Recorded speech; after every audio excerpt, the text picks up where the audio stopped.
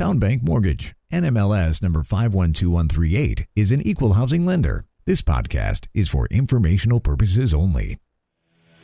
And now, the man born with a 5 o'clock shadow and with the NMLS number 2028-201. He is a gentleman. He is a scholar. He is Tyler Cralle.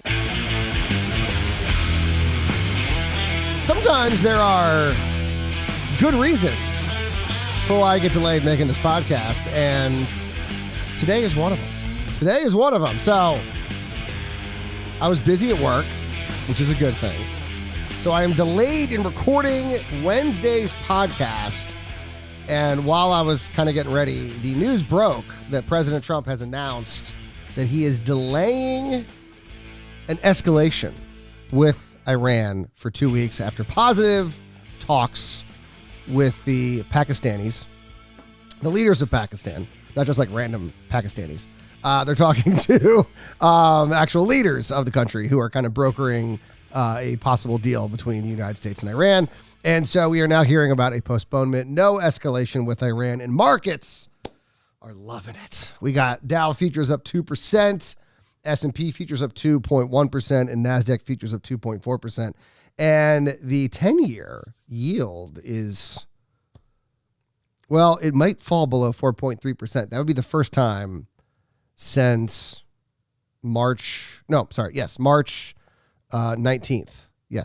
19th. So good things as we begin the Wednesday edition of Wilmington Mortgage. I am the aforementioned host of this podcast, Tyler Cralle, of course, loan officer, Town Bank Mortgage, right here in Wilmington, North Carolina. We break down the top stories impacting mortgage rates every day, and I'm glad to be back. I apologize. I told you I was not going to be doing a show last week. I did not realize it was going to take me until Wednesday to get a show done. So we had little flight issues on Sunday. I did not get back in Wilmington until like almost 2 a.m., and so I woke up and had to kind of get ready for a regular Monday, and it just took me a little while. And so that kind of knocked out Monday. So Tuesday finally got some of my bearings back and was obviously able to record this show here on Tuesday night. So I'm back. And as you can tell, it's Azalea Festival week. I got my lily tie on with my amazing tan, which isn't the weird thing about getting older, for those who haven't done it yet. You don't like tan like you used to. Like I used to be able to get like tan.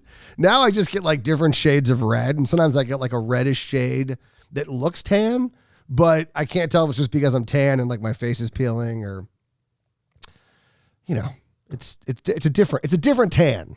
When I was in my 20s, that was a very different tan than the one that I have now in my 40s. All right. So enough about me. Let's talk about what's going on with markets. So President Trump announced on Truth Social. Well, actually, hold on. This was the earlier tweet that he had about Iran. No, he tweeted out that he was going to postpone any escalation with Iran. So this was, let's see, when did he send this out? He sent this out 6:32, Tuesday night, April the 7th. Trump said, quote, based on conversations with Prime Minister Shehbaz Sharif and Field Marshal Asmin Munir of Pakistan, and wherein they requested that I hold off the destructive force being sent tonight to Iran and subject to the Islamic Republic of Iran agreeing to the, this is all capital, complete, immediate, and safe opening of the Strait of Hormuz. I agree to suspend the bombing and attack of Iran for a period of 2 weeks. This will be a double-sided ceasefire.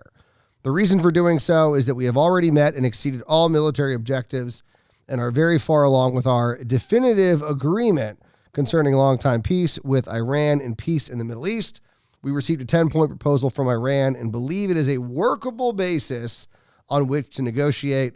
Almost all the various points of pass contention have been agreed to between the United States and Iran, but a 2-week period will allow the agreement to be finalized and consummated. On behalf of the United States of America, as president and also representing the countries of the Middle East, it is an honor to have this long-term problem close to a resolution. Thank you for your attention to this matter, President Donald J. Trump. So bombings are off. Escalation is off. And like I said, markets are loving it. It'll be interesting to see. So we're recording this Tuesday night. So it'll be interesting to see what happens Monday or Wednesday morning, excuse me. I'm thinking it's Sunday. My first podcast back. So as of Tuesday night, markets are loving things. But it was already a pretty good day for markets, considering the fact that there was this concern that the deadline of 8 o'clock, which as I'm recording this, we are rapidly approaching. The original deadline of 8 o'clock was the deadline. And so there was a concern that we were going to see a escalation of what was happening in Iran and what sort of impact that would have on oil markets and inflation. And so the markets actually didn't do bad considering. For example, I think the 10-year was down about already 3 basis points. So we've only seen like an additional basis point drop on the announcement. Equity markets are clearly seeing more reason to rejoice than the bond markets. But a lot of it was because we did get some good data that, like I said, would be good for mortgage rates. We got durable goods orders. We're going to talk about that. But I want to start with the New York Fed's consumer survey, which looks at inflation expectations. So Americans in the short term are expecting inflation to rise. That should not be a big surprise to anyone. The latest survey of consumer expectations from the New York Fed found that the one-year inflation expectations rose to 3.4% in March. Kind of a big jump from February. It was only at 3%, and that's the highest level since December. Now, economists were actually expecting that number to rise to 3.7%.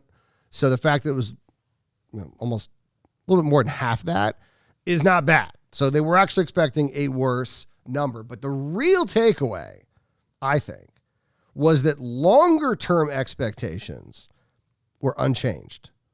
3-year expectations held at 3.1%, while 5-year expectations stayed at 3%. Now, this is precisely what Jerome Powell talked about when he spoke to Harvard. We talked about this, I think, the last show or close to the last show before I left for vacation. Jerome Powell said that the central bank is inclined to hold rates steady and look past the energy shock from the war in Iran, but cautioned that it might not be able to sit on the sidelines if rising prices shift the public expectations about inflation. This, according to Nick Timrose over at the Wall Street Journal. He made the sort of textbook case for patience with regards to energy shocks, pointing out that short-term energy shocks really cannot be dealt with the Fed tools, monetary policy. You can't, lower rates quick enough. I mean, you could do like a really drastic cut to the Fed, but it would have just absolutely disastrous implications for other parts of the economy. You can't really attack something that narrow. It's just the Fed looks at the overall economy. That's why they're always, their dual mandate, employment, inflation. It's looking at not just like one sector of the economy. Like, oh no, we're worried about the tech sector. They can't do anything about that. They can't be worried about one specific part of inflation. They have to be worried about overall prices. That's why Powell was so frustrated by the sticky inflation of housing, as there wasn't anything they could really do just to target housing. I mean, obviously, rates impact housing, but it impacts everything else in the economy as well. So they can't really target anything too narrowly. It's looking at the overall picture. And so that's why monetary policy really is not good for dealing with oil shocks, especially if it's something that might not last. And that's what Powell was essentially arguing at Harvard, is that we're not planning on moving rates because of these oil shocks, because by the time, we could do anything, or the time that whatever we did would hit the economy, this could be over. Now, his concern was the long-term implications, telling the students at Harvard, quote, "You can have a series of these supply shocks, and that can lead the public generally, businesses, price setters, households, to start expecting higher inflation over time. Why wouldn't they?" So he's saying is like, listen, gas prices pop up, causes a short-term disruption in pricing, not just for, higher, going to the a consumer going to the pump, a regular person going to the gas station and filling their car up, but also businesses having to figure out what they're going to do with those new costs of transporting goods or whatever it may be. And after a while, there's only so much these companies can absorb. There's only so much consumers are willing to absorb before finally, they're going to go to their boss and say, I'm going to need more pay, which is then going to have an inflationary impact on that company as they see higher labor costs go up. They're going to have to offset that with higher prices. As the higher prices filter their way through the economy, that's going to cause higher prices in general to rise. And so that's how you get sort of this inflationary spiral. And Powell's pointing out that a one-time oil shock that might end can be ignored, but only for so long till it starts filtering its way through the economy. And so what this New York Fed survey is showing is it has not made its way to long-term inflation expectations. So consumers are like, yeah, prices are going to jump in the short term, but 3-5 years, we're not expecting an impact. As long as that is the case, the Fed can sit on the sidelines. If those numbers start to rise, then we have an issue. Also, and just to give you an idea what else was going on in the survey, labor market concerns also picked up. The probability that unemployment will be higher 1 year from now jumped 3.6 points to 43.5%. That's the highest level since last April. And income expectations remain unchanged. Median expected household income growth held steady at 2.9%, while expected spending and financial outlooks showed little movement. Housing expectations edged higher as consumers now expect home prices to rise 3.3% over the next year, continuing the narrow range they've been in since mid-2023. So they're expecting that there could be some issues with the labor market. And so because of that, you're not going to see any real change in income that is flowing into these households. So once again, not completely unexpected, but interesting that this is precisely what Powell was talking about. So as long as those long-term projections hold, the Fed doesn't have to do anything. We won't see higher rates. That changes, then that changes. Also looking at the economy, we got durable goods orders. Kind of a good thing for rates for the most part because durable goods orders was now down for 4 of the last 5 months. Data from the U.S. Census Bureau shows new orders for durable goods fell 1.4% in March. That was a steeper decline than economists were expecting. They were expecting just a 0.3% drop, so a bigger drop there.